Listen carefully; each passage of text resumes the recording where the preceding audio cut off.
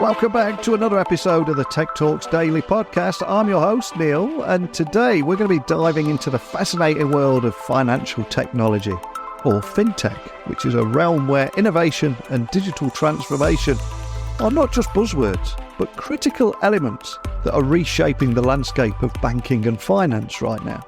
And have you ever wondered how the integration of advanced technologies like AI will revolutionize the banking sector? Well, to explore this intriguing topic, I'm today going to be joined by Norris Koppel, and he is the founder and CEO of Monese Bank, which is a trailblazer in the banking industry, and they're known as the UK's first mobile app alternative to traditional banks. And they recently launched XYB, which is a groundbreaking Coreless banking platform. And in partnership with Google Cloud, XYB is setting new benchmarks by integrating generative AI to revolutionize the way financial services operate. But what does all this actually mean for the future of banking? How will these innovations impact customers like you and I, the customer experience, and the industry at large? Well, let's find out. But before we get today's guest on, it's time for a quick shout out to the sponsors of Tech Talks Daily. And in today's digital age where data breaches are all too common, securing sensitive information has never been more critical, right? Well, enter Kiteworks, a pinnacle of managed file transfer security, or MFT security. This isn't just about meeting standards, though. It's about exceeding them, ensuring your data's safety within your organisation while streamlining compliance processes that ultimately save you time, effort and money. So step into the future of secure file transfer with Kiteworks by visiting kiteworks.com today to see why it's hailed as the most secure MFT on the market. So once again, kiteworks.com. And now let's get today's guest on. Buckle up and hold on tight, because I'm going to beam your ears all the way to London here in the UK, where you can join me and Norris in conversation about all this and so much more. So a massive warm welcome to the show. Can you tell everyone listening a little about who you are and what you do? Hi, I'm Norris. I'm Norris Koppel. I'm the founder and CEO at international neobanking service called Monese. At Monese, we have been around for a number of years. We have accumulated several million customers across 31 countries. And I'd like to believe that Monese makes gives basically customers a much better and much more access to cost-effective banking services. And we believe that we do this in a much better way than mainstream banks.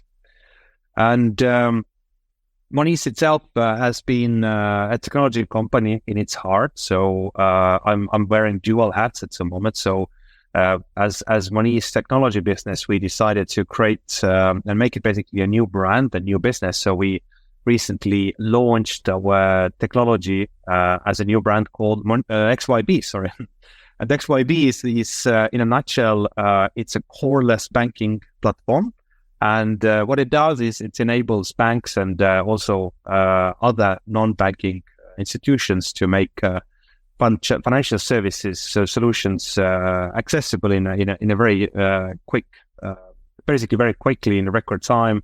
And we do this through highly flexible, decentralized microservices. And this really helps big banks, for example, to go through digital transformation journeys very quickly. And we really kind of feel that we are able to break down the barriers that right now core traditional banking systems have. And banks can go as light or as heavy as they want with us. And we are really enabling them to move fast and also be cost efficient when they do so, when they try to basically become more modern when it comes to their technology.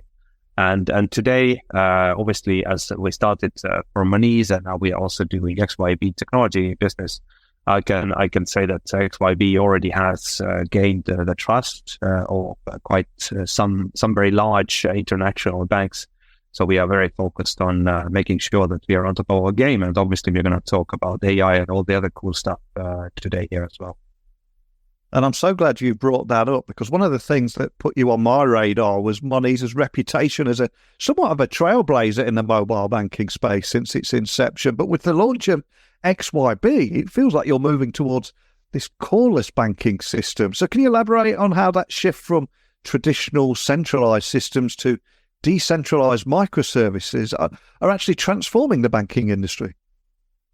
Yeah, sure. I mean, the fact that we have built our own banking service and international banking service from the ground up over a number of years, I think gives us a pretty good insight of the struggles that the banks are facing. And when we started Monese, we didn't have a good technology available to us that would give us the tools and the reach we required.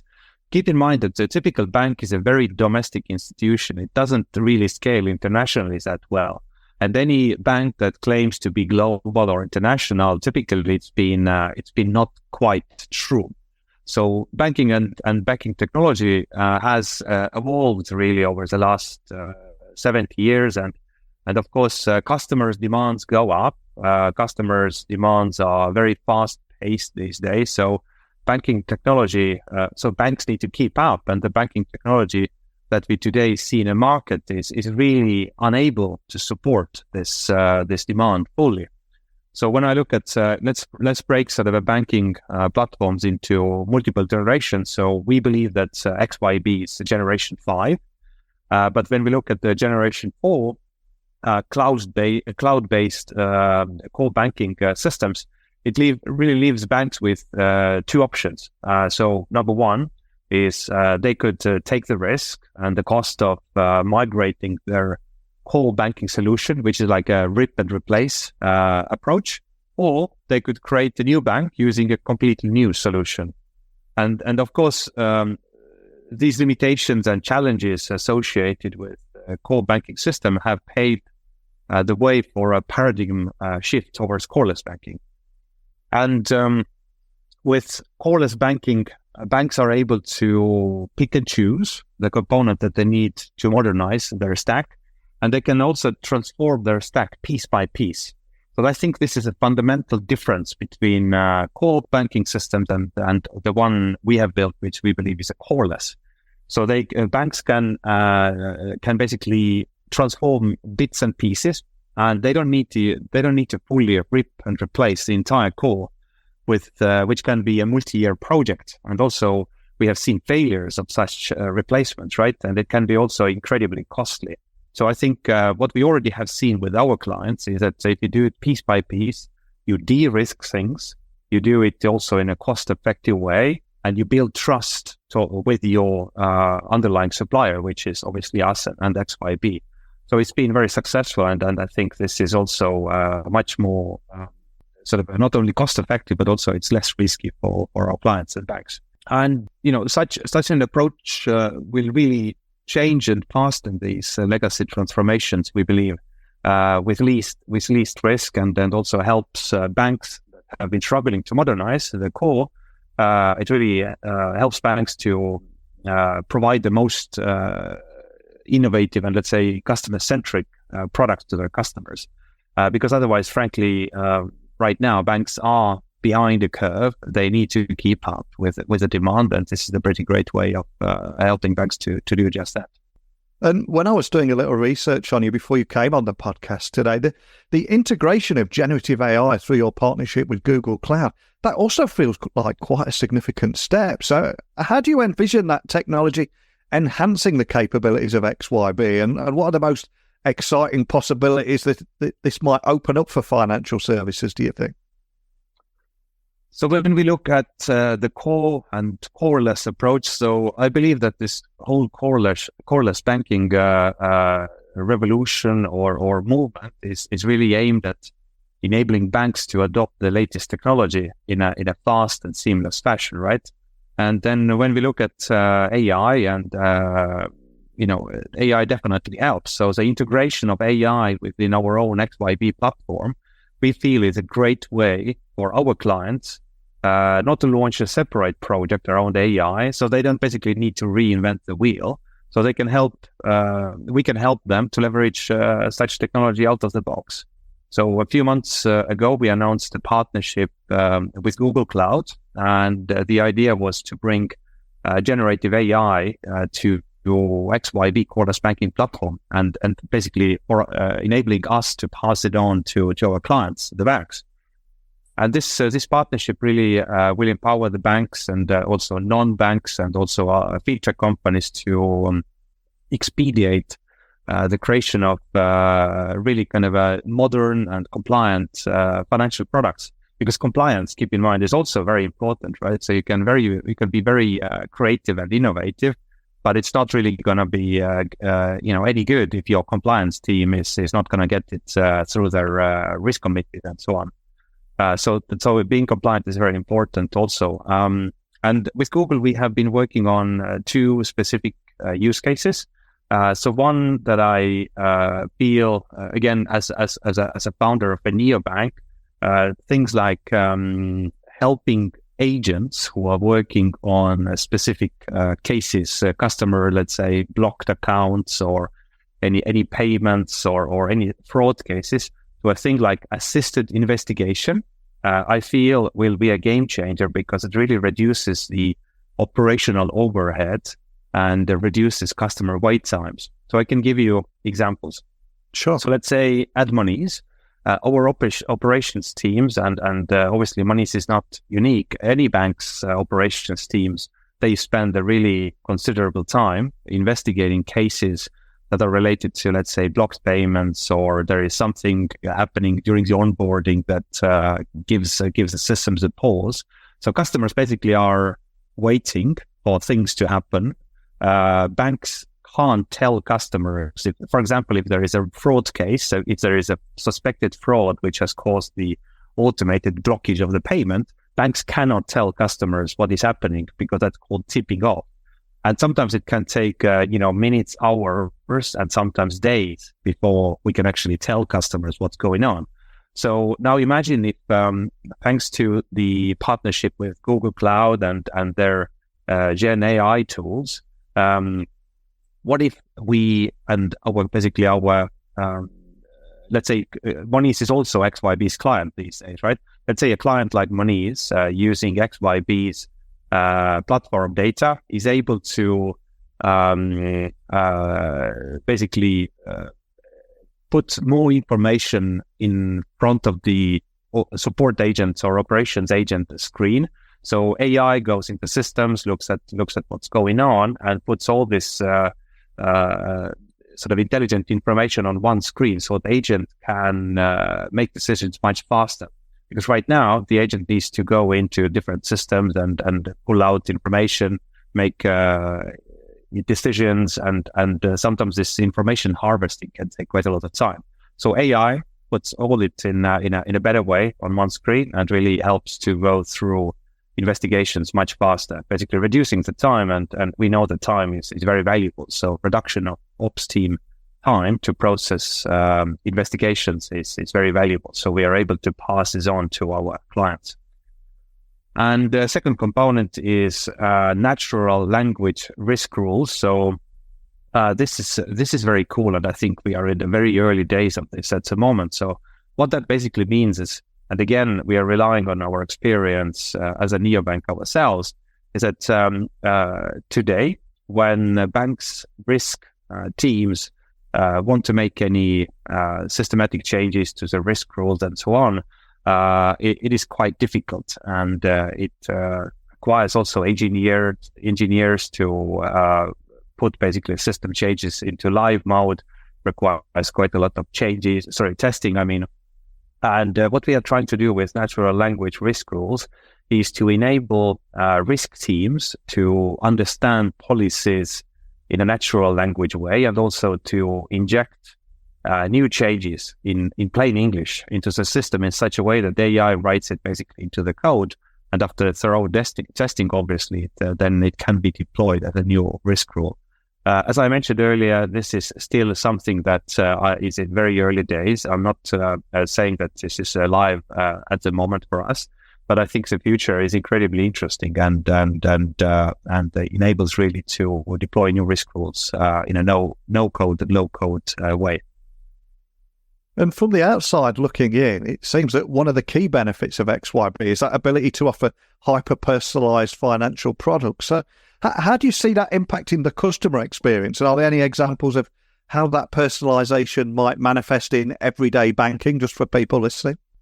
Yeah, of course. To demonstrate the potential of Coreless banking that we are working on, we at XYB are working on utilizing AI tools to embed the ability not to only offer personalized products to the end customers, but also to be able to get really deep product insights to help our product teams and managers to understand how our products are performing. And also to leverage the AI insights to improve them. So, which then results much better customer retention, and it also results in much better commercial returns. So, in terms of hyper personalization, so where we are deploying this is personalizing a product based on learnings of customer spending habits. So we feel that hyper personalization is really the key to enhanced customer experiences. So, for example, with let's imagine dynamic features such as if you land in a new country, your app tells you that what the rates are, or understands that you are in a certain place, and offers you specific FX rates that are inaccessible to anybody else at that point of time. On certain currencies and so on. So basically, AI tools helping us to really understand where you are, what you do, what can we offer you in a specific moment of time, and this will be personalized around your needs and your current circumstances. And this is, I feel, really good. And if you look at Monese, for example, today, Monese has 2 or 3 pricing packages. What if each customer has a different pricing package that is designed around customers' need? You can have millions of different pricing packages that are only created for that specific customer. I think this is pretty powerful. It really is. And today, I mean, you've highlighted the potential of operational cost reduction through AI-driven customer service solutions. But to expand on that, can you delve into how all this works and what kind of efficiencies banks and financial institutions can expect from this? Yeah, of course. So AI has been around before all this became a really big hype around AI. So, it all started with chatbots many years ago. All the neobanks started putting chatbots into their apps and so on. So Monese was no different. So we have been using, obviously, AI in the form of chatbots and tools like this for many years, and it has, we believe, helped us to improve customer services. Imagine, you as a customer, that you are talking to a bot, but it's still much better than just waiting for an agent to be able to service you for minutes or sometimes even tens of minutes in a row. Customers are very, very impatient. So if the bot is able to take some of the pain away and to respond some of the quite easier questions. And obviously, it helps customers to basically customer retention. It also brings down operational costs because this is sort of a self-service through chatbots is helping banks like Monese to reduce their cost base and provide better satisfaction. So today, we improve our operational cost using the latest technologies. So again, we have been working on basically Google AI regarding assisted investigation, the stuff that I mentioned basically before. And we have seen really significant return, ROI, just even if it becomes around just Monese. I can give you specific numbers as well. So we have been working on some specific initiatives. So when it comes to chat, last 3 months after introduction of our some new tools, efficiencies have increased to 25%. So our target is around sort of a 40 to 45% efficiency increase. And when it comes to email responses, again, we have some new cool tools. Efficiencies have increased in the first 3 months by 20%. And again, we are targeting around sort of 45 to 55% efficiencies. And what I mean is efficiencies is a reduction of number of contacts made by direct humans. So human interaction has been reduced. Things have been dealt with by the bots.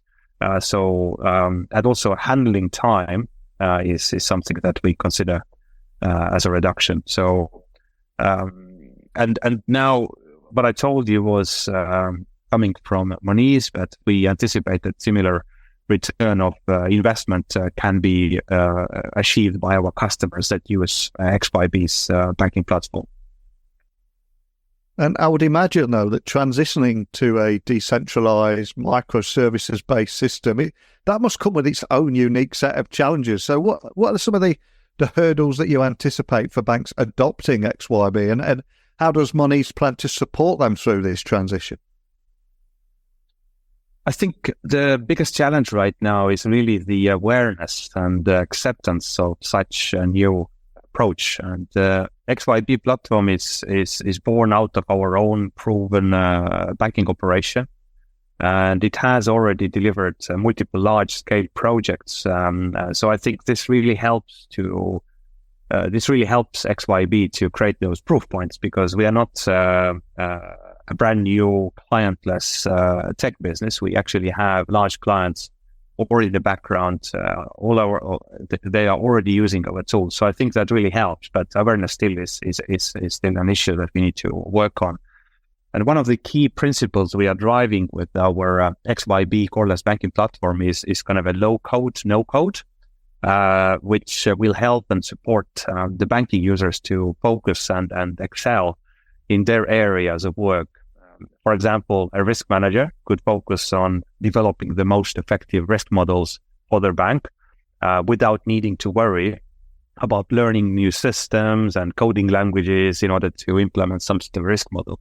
That again refers back to the points I tried to make earlier, which is risk rules and risk policies, creations and adjustments using sort of a generative AI and new technologies.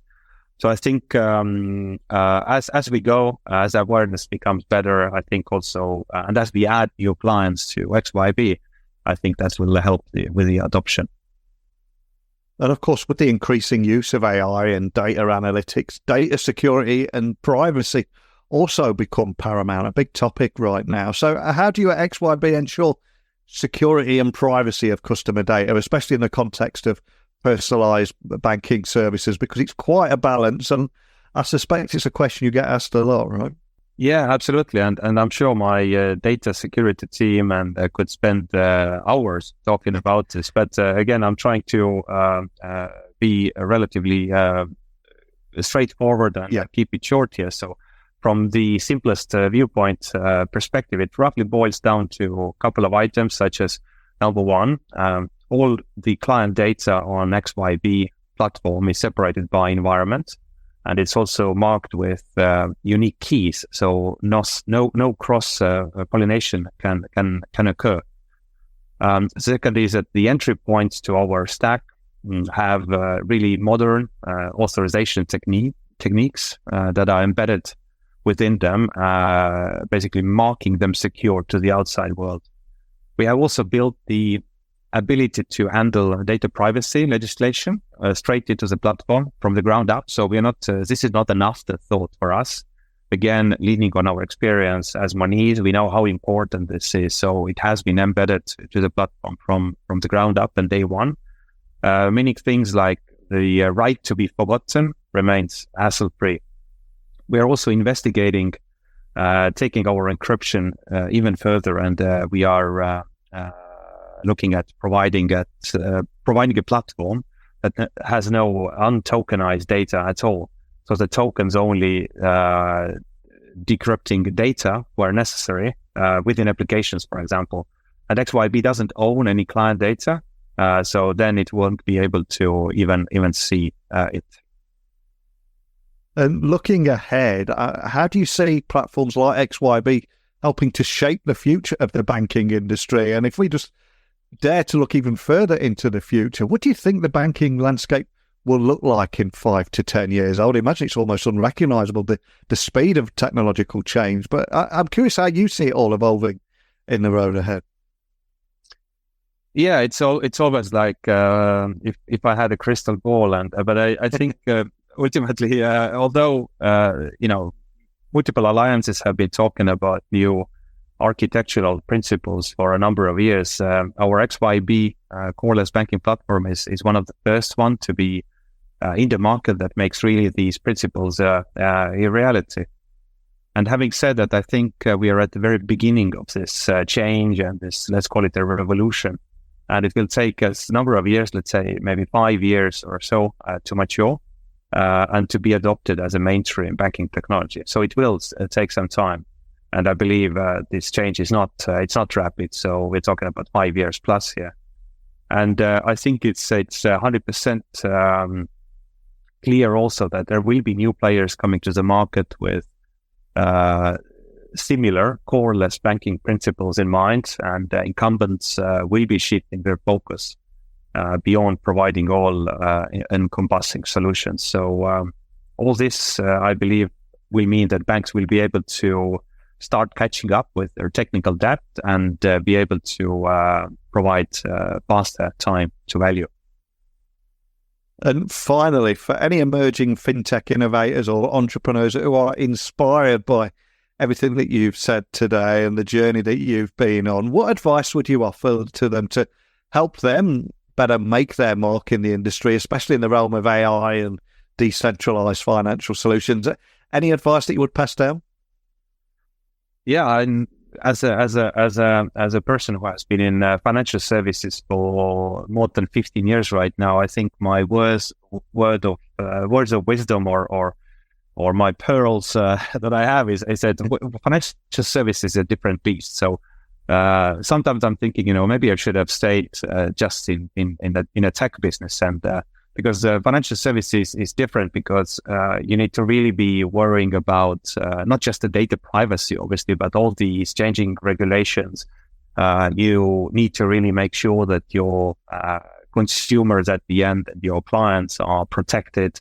After all, we're talking about money here, right? And so it is incredibly important that whatever you do, also with the AI and all these new innovative solutions, that you never forget that, if something goes wrong, it really cannot go wrong. So you have to make sure that mistakes don't happen.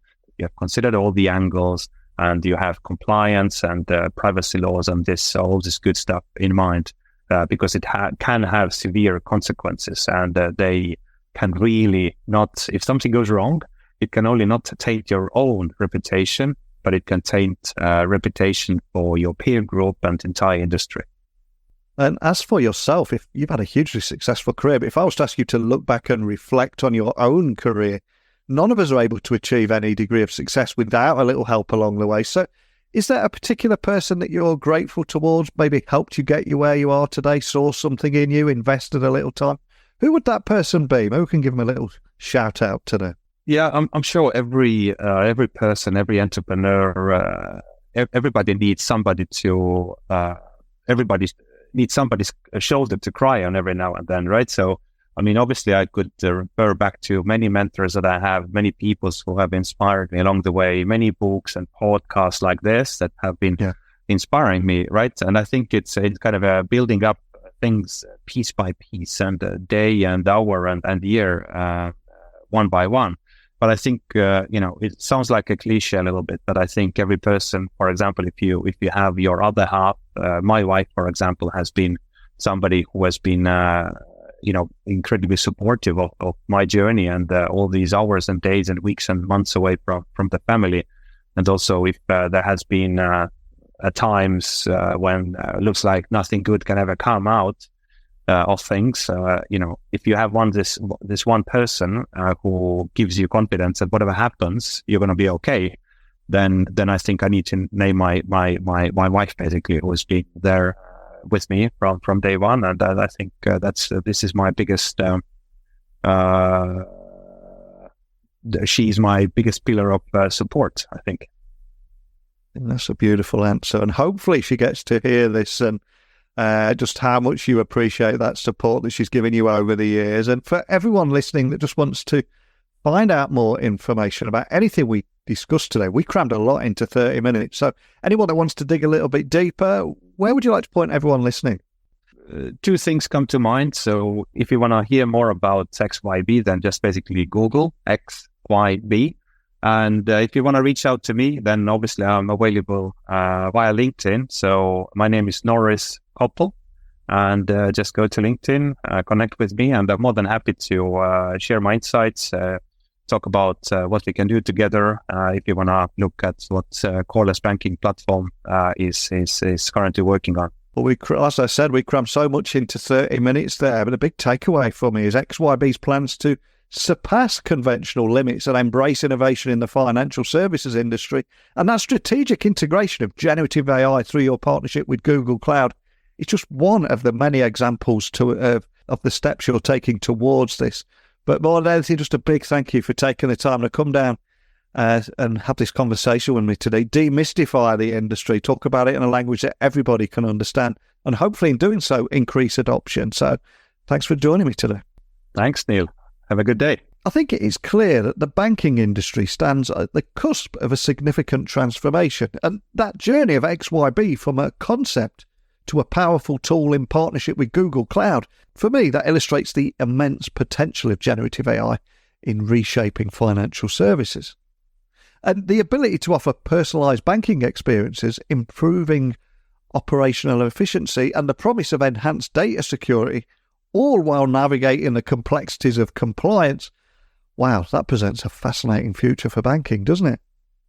But the question that remains is, how will traditional banks adapt to these rapid advancements? And what does this actually mean for the average consumer and the broader financial landscape? This is where I need your help. I'd love to hear your thoughts on this transformative journey of banking. So please email me, techblogwriter@outlook.com, Twitter, LinkedIn, Instagram, just @NeilC.Hughes. And don't just hit follow or connect. Please send me a little message. Love to hear your thoughts on this one. But that's it for today. So this is me signing off for another episode. But keep innovating, exploring the endless possibilities technology can bring to our lives and businesses. But most of all, thank you for listening. And until next time, don't be a stranger.